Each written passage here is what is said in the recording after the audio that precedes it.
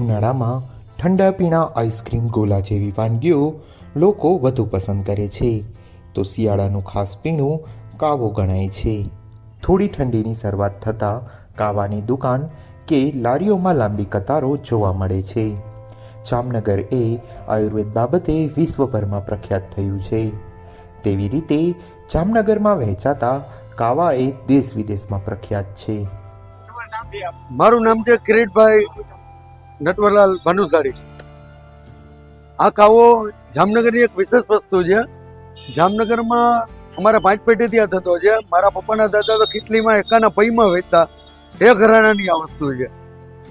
કાવો પીવાથી જામનગરમાં કે કોલ ઇન્ડિયા લેવલ કાવો પીવાથી કફ, શરદી, ઉધરસ, સડેખમ, પિત્તવાયુ, કોઈ પણ પ્રકારના, ઇવન કોઈને અસ્થમાનો પણ પ્રોબ્લેમ રહેતો હોય તો કાવો પીવાથી શિયાળામાં ઘણા લોકોને, જે બુઝુર્ગ હોય, કોઈ નાના બચ્ચા હોય, એને શ્વાસનો પ્રોબ્લેમ થતો.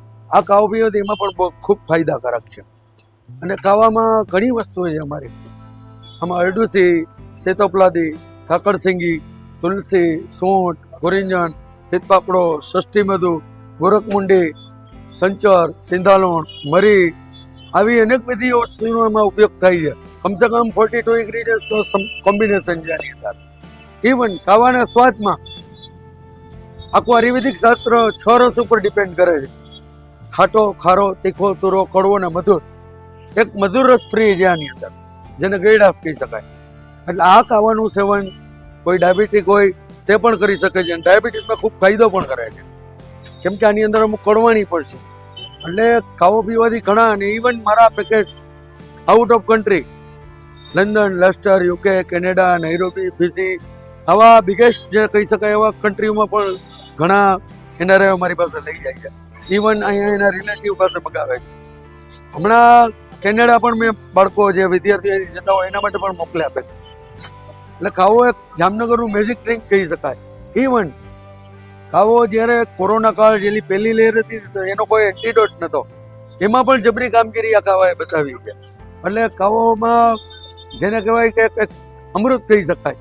અને શિયાળામાં હું તો ગ્રાહકોને કહું છું, હરેક પબ્લિકને, કે ઉનાળામાં તમે બધું ખાવ પીવો અલગ વસ્તુ છે, પણ શિયાળાની અંદર કોઈ પણ પેય પદાર્થ, કોઈ ઠંડા પીણા, છાશ, લસ્સી, દહીં, ગોલા, કોલા, આ જરાક થોડુંક એને અવોઇડ કરવાનું. અને સાંજ પછી આયુર્વેદિક શાસ્ત્રમાં પણ કીધું છે કે છાશ દહીં ન ખાવા આ મોસમમાં. તો થોડીક આપની ખુદની હેલ્થ રાખો અને કંઈક જે યોગ્ય હોય પીણું પીઓ. કાવા સંપૂર્ણ આયુર્વેદિક હોય છે, જેમાં ખાસ પ્રકારના મસાલા વપરાય છે.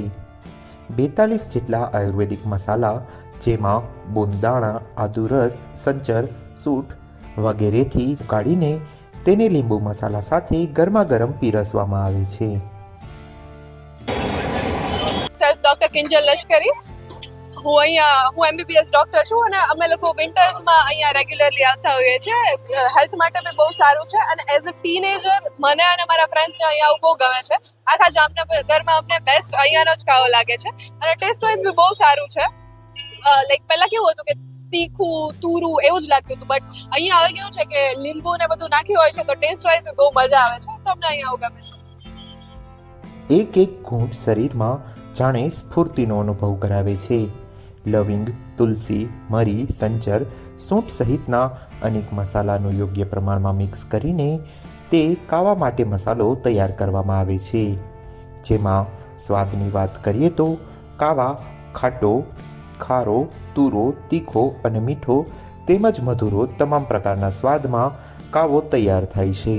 અને ખટાશ અને મીઠાશ એ કાવા પીનારાઓની પસંદગી મુજબ તૈયાર કરવામાં આવે છે.